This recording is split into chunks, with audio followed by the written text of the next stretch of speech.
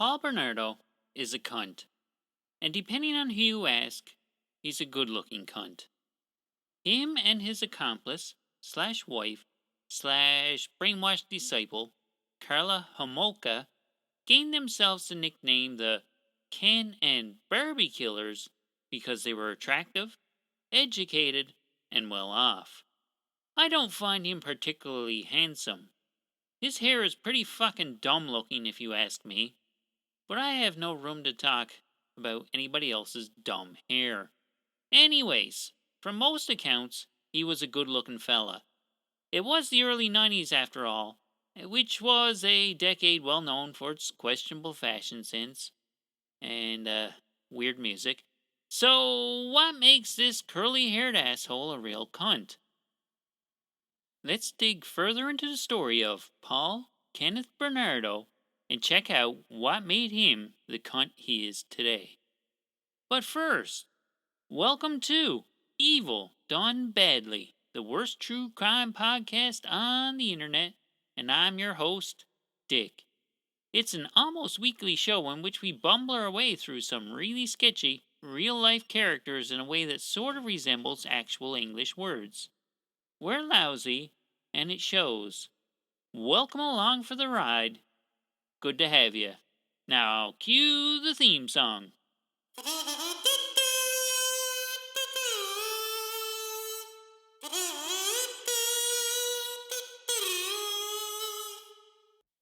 This episode is made possible by Flounce Fabric Softener Dryer Sheets.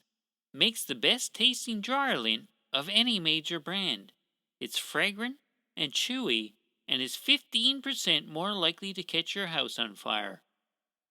That's a deal you can't resist. Now back to the show. Now, how fucked up was Paul's childhood? He was born on August 27th, 1964 to Kenneth and Marilyn Bernardo in Scarborough, Ontario, Canada. Nothing fucked up about that. He had to be born somewhere at some time. But we're not here for the normal part, are we? Let's get to the fucked up part. His father, Kenneth, was reported to be abusive to his mom and siblings. Kenneth, the dad, was also charged with child molestation and most likely had sexually assaulted his daughter. Despite the dysfunction at home, people said that Paul was a happy, smiling child with most pinchable cheeks you've ever seen. The ugly little fucker was also apparently well-mannered and did well in school. His parents were a little overbearing and a bit demanding when it came to his schoolwork, but it doesn't appear that he was physically abused or in any way deprived of anything. It sounds like they were really hard to please for him, but nothing out of the ordinary. There is mention of the parents leaving Paul and his siblings alone on the weekends, which gave them an abnormal amount of freedom. I guess they couldn't stand to look at his ugly mug all week and needed to get away from him for a while too. Can't blame him for that. Paul would win the Chief Scout Boy Scout Award, and things were going splendidly for Paul until around age 10.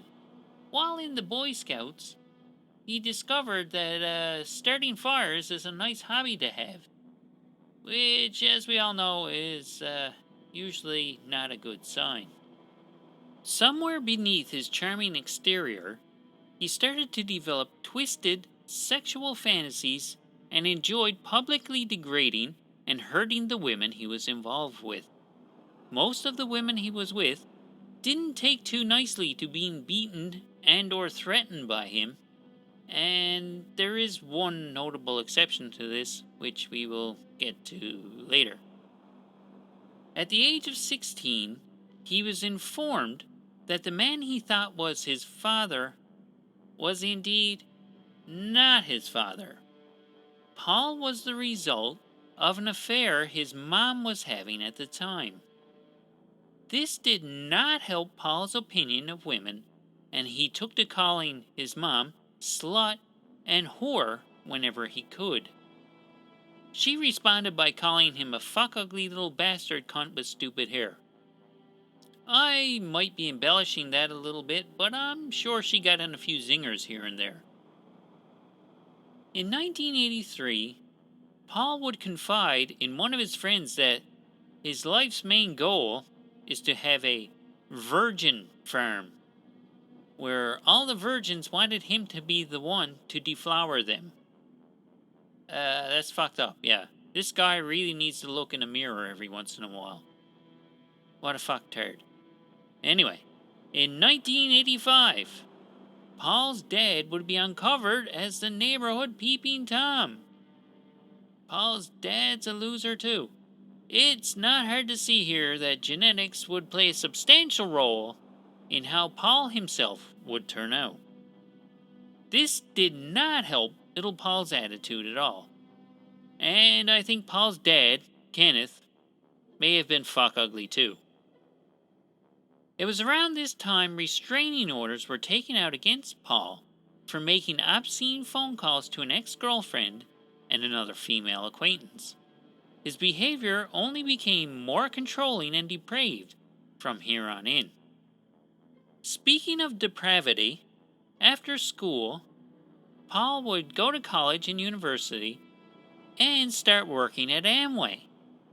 Amway is a multi-level marketing business that sells pointless crap to lots of people who hope to get wealthy by selling the same shit to other suckers. According to them, it's all perfectly legal. Now, this sleazy business model was a perfect fit for Paul, as it allowed him to take his charisma to a new level. He devoured the motivational and get-rich-quick type of propaganda they were pushing on him. I'm not sure how many products he actually sold, but he would put these persuasion techniques to good use when trying to pick up women at the local bars.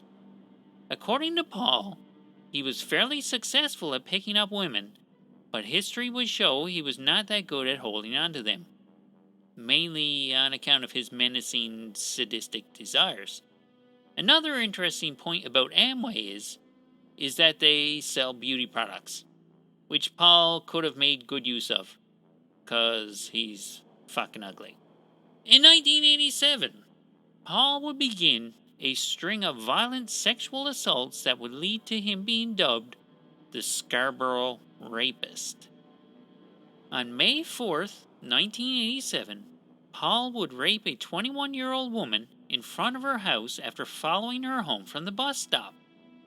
Now, that's pretty fucking brazen for a first real crime. Just starting up raping someone outside the front of their own house. This guy jumped from closet domestic abuser to full-fledged public sexual assaultist very quickly. And he didn't wait long to continue his crime spree. 10 days later, he would sexually assault a 19-year-old in the backyard of her parents' house. So he's not really trying to hide it, is he? His third rape attempt took place on July 27th. He would beat a young girl, but she would fight back and escape before he could rape her.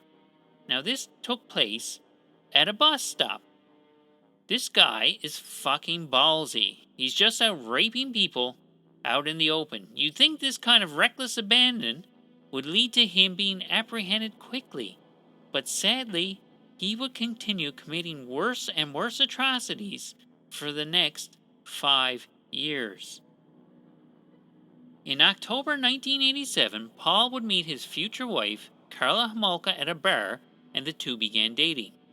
She would not only acquiesce to Paul's violent fetishes, but actually encourage them. Their relationship would grow more serious, and Paul would quickly assume total control over her life and begin telling her what to wear and eat, and degrade her by calling her fat and ugly. He was also annoyed by the fact that Karla wasn't a virgin when they started having sex. Now, this guy is a total keeper if there ever was one. What a fuckhead. On September 29th, Paul would break into the house of a 15-year-old girl and attempt to rape her at knife point. He would be interrupted when the girl's mother came into the room and screamed. he would flee, and not only would he get away with it, someone else would wind up spending 16 months in jail for it. Anthony Hannemeyer would be exonerated in 2006 after Bernardo admitted to doing it. On December 16th, Paul would commit his third rape of a 15-year-old girl at a bus stop. The police would issue a warning to young girls traveling alone, especially while riding, buses. 11 days later, he would rape a 17-year-old girl at knife point. The media would dub him the Scarborough Rapist after this attack. This is a bad pattern, Scarborough. Yeah, this guy's fucking nuts. Bernardo would appear to take a 4-month hiatus around this time. It was probably due to the intense media coverage surrounding the case. At least as far as we know, he took a hiatus. He may have been doing evil things in between here, but there's no record of it. So we don't know. For all we know, he may have flown to Antarctica and kept raping and murdering people. But that's just speculation on my part. He could have been a cunt anywhere else in the world while he wasn't being a cunt in Scarborough. Between April 18th, 1988 and May 26th, 1990, Paul would be responsible for at least 5 attempted rapes and 6 completed rapes. The May 26th rape of a 19-year-old woman could have been a watershed moment in the case. The victim had a vivid recollection of the rapist and was able to provide enough detail to assemble a computerized composite sketch of the assailant. This sketch would be released in papers throughout Ontario. The police would take DNA samples from over 130 suspects in relation to the case. Now, while doing so, they received a couple of tips saying that Bernardo was someone they should be investigating. One of the tips came from a bank employee, and I have no idea what the basis for this tip was. The other came from the wife of a friend of Bernardo. She knew that Paul had been called in on a previous rape case, but never questioned. And she knew that his tastes in sexual practices were a little wonky. He was not shy about making it abundantly clear that he liked rough sex and licking buttholes and should definitely be considered a person of interest. Bernardo would be questioned 2 months later based on the tips, but he was found to be way too credible to be taken seriously as a suspect. He volunteered his DNA samples and was way too educated, well-adjusted, and congenial to be capable of being such an evildoer. The tips were initially written off as people just hoping to score reward money. Now, that one person who was okay with his, sexual deviance starts to play a much bigger part in the whole twisted tale right here. Karla Homolka steps in a big way, and I feel right about now I should elaborate on her and Paul's relationship a bit before moving on. Karla had a grocery list of things she had to do in order to please Paul. Among them was eat right and exercise, maintain proper hygiene, be a good girlfriend for Paul, remember that she was fat, ugly, and stupid, and would be nothing but fat, ugly, and stupid, bring Paul drinks whenever he wants them, and never tell anyone that their relationship was anything but perfect. Paul had manipulated her into thinking she was the luckiest girl in the world to have this cunt's attention. Now, I'm not saying that this absolves her from what will transpire later on, but Paul was definitely calling the shots here. Paul would subsequently relocate to St. Catharines, Ontario, to live with Karla and her family permanently. The rapes in Scarborough would stop with his absence. Oddly enough, the Homolka family liked having Paul around. Paul also liked being around the Homolka family. Especially, he liked being around Karla's 15-year-old sister Tammy. He enjoyed flirting with her, peeking at her, and jerking off while leering at her sleeping. In July of 1990, Karla would drug Tammy with Valium she got from the animal clinic where she worked. Karla would drug her so that Paul could rape her while she was passed out. She woke up before Paul could get the job done on this first try. 6 months later, they would make another attempt. Karla would again drug Tammy, but this time she would hold a halothane-soaked rag over Tammy's face to ensure she wouldn't wake up. Paul was still annoyed that he wasn't Karla's first sex partner, so Karla wanted to give Tammy's virginity to him for Christmas. Now, how's that for some fucked up priorities? Gross. During the assault, Paul and Karla would take turns videotaping each other raping Tammy in the basement. Tammy would begin to vomit at one point and started to choke. Paul and Karla tried to revive Tammy before redressing her and moving her back to her bedroom. After hiding evidence, they would call 911. Tammy would be pronounced dead at the hospital. Now, this is fucking brutal.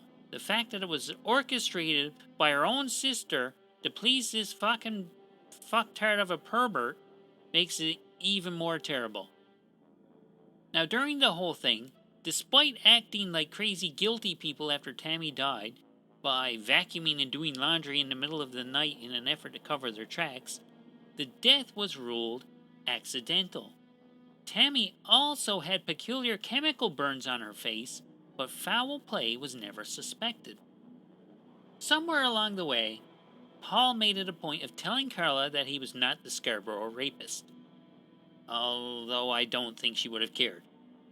But now that he didn't live in Scarborough, the name didn't really apply anymore. So he would go out on the morning of April 6, 1991 and rape a 14-year-old girl in St. Catharines. But this one didn't occur near a bus stop. And it wasn't in Scarborough. On June 7th, 1991, Karla invites a young co-worker to go out on a girls' night. Karla would take her shopping and then back to her house. She would then drug her, and her and Paul would take turns raping and videotaping her. The 15-year-old girl would have no recollection of what happened and brushed it all off as being too drunk and, well, she'd never drunk before because she's a young girl and she just figured that was normal. In August, the same girl would be invited back and subsequently drugged and raped again. She would also vomit, and an ambulance was called, but was later waved off after Paul and Karla managed to resuscitate her. She would reportedly visit Paul and Karla one more time, and Karla would be more polite. She would outright ask her if she would like to have sex with them, and like most 15-year-old girls, she got weirded the fuck out and left.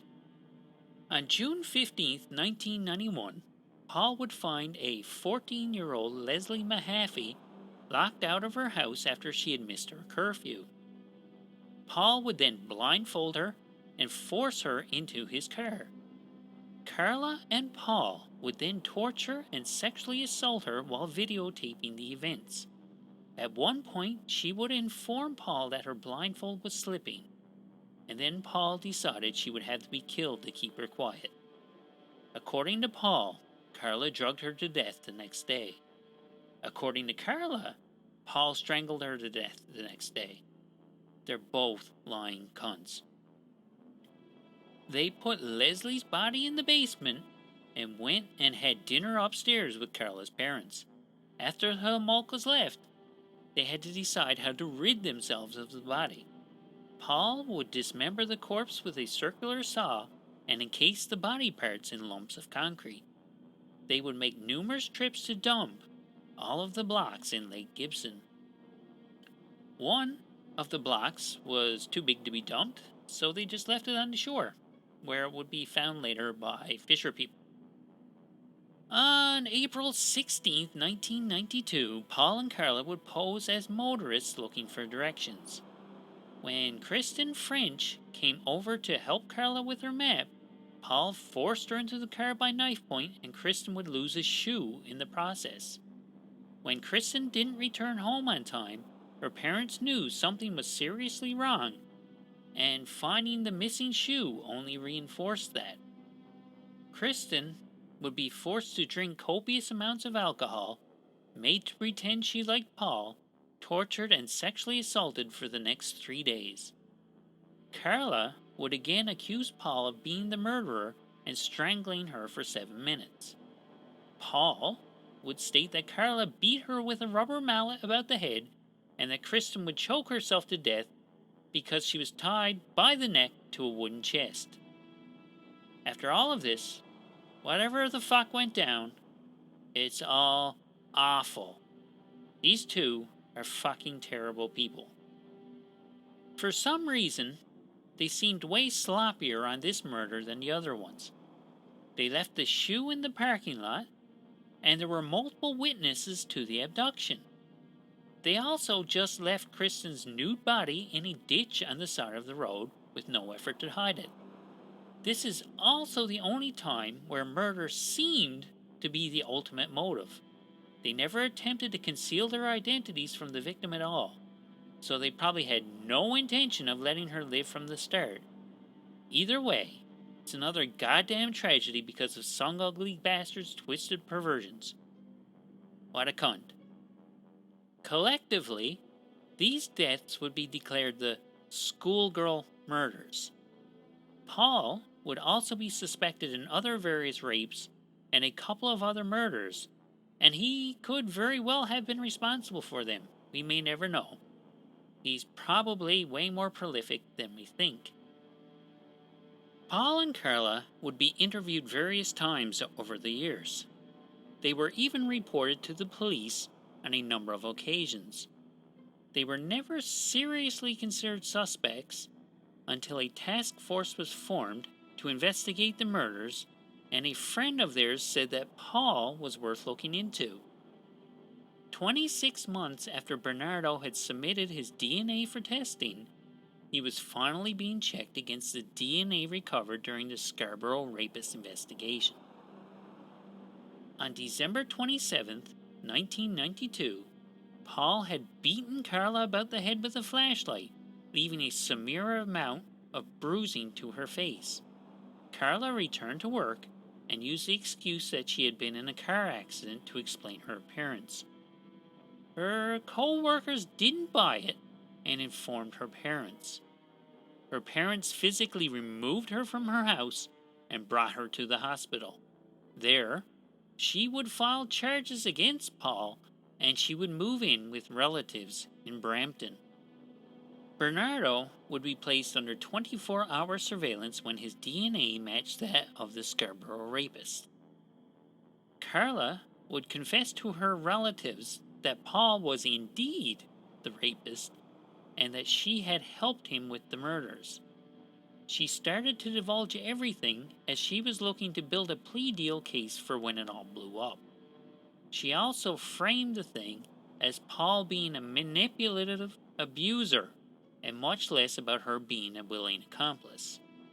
She was also told that since there was videotapes of her engaging in criminal activities, full immunity would be off the table.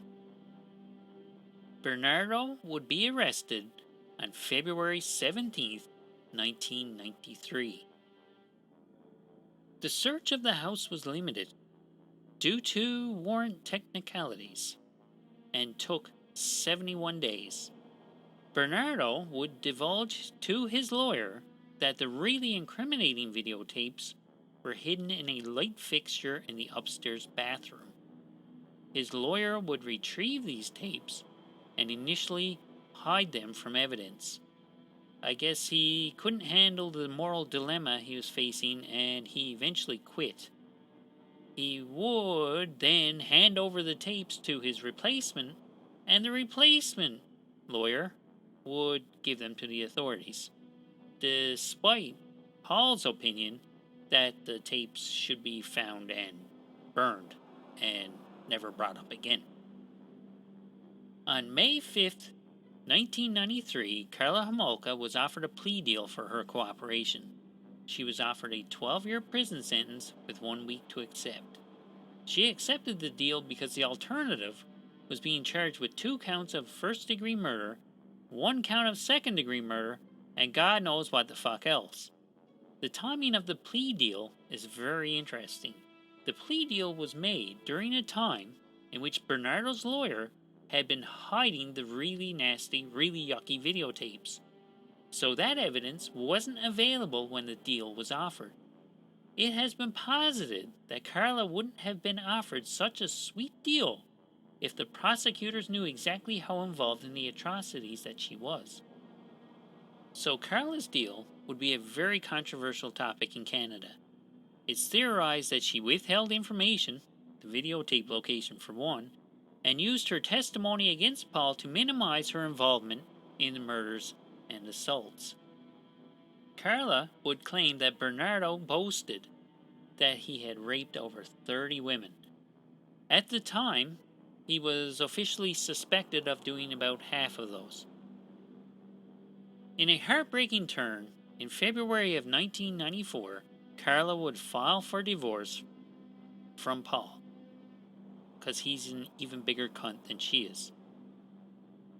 Karla would be released from prison on July 4th, 2005, after serving her whole 12-year sentence. She was not eligible for statutory release because of excessive cuntishness. She would be released under a shitload of restrictions and eventually allowed to move away and change her name. At trial, Paul would testify that the deaths were accidental and were mainly Karla's fault. He would also claim at times to have no idea who the dead people were, but he was told to piss off, go to hell, and spend the rest of his life in jail with no possibility of parole for 25 years. He was also declared a dangerous offender, which in Canada means he will likely never get out of prison, no matter how fucking pinchable his cheeks are. He most recently applied for parole in July of 2021 and was quickly turned down. What's he doing now? He's currently being slowly roasted alive so his carcass can be fed to hungry lizards at the zoo. Or at least he should be. He's currently in solitary confinement in Millhaven Maximum Security Prison, and he's after having more than one attempt on his life since he's been there. Unfortunately, this cunt is still alive. What a piece of shit. This has been an Evil Done Badly discussion of the Ken and Barbie Killers. I hope you found it up to our usual standards of incompetence. Now it's time for listener questions. Ricky Dumpeldanger from Black Anus, Virginia asks, I like John Denver, and I hate your show. So instead of talking next time, can you just play John Denver songs instead? Well, even if I wanted to, I'm probably not allowed to. The last thing I want to do is offend John Denver's estate. I'm much more comfortable offending the fans of serial killers. So you're stuck with my inane stories. Thanks for listening. Next question.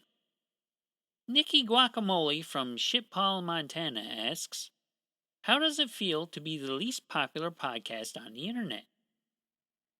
It feels pretty good to be on top of that list. If I work hard enough, I can stay on top forever. I have no intention of improving, so that shouldn't be a problem. That's enough questions for tonight. Thanks for writing in, folks.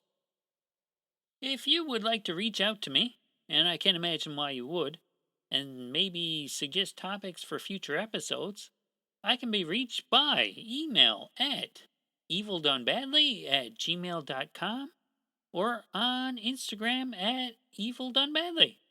Thanks for listening. See you next time.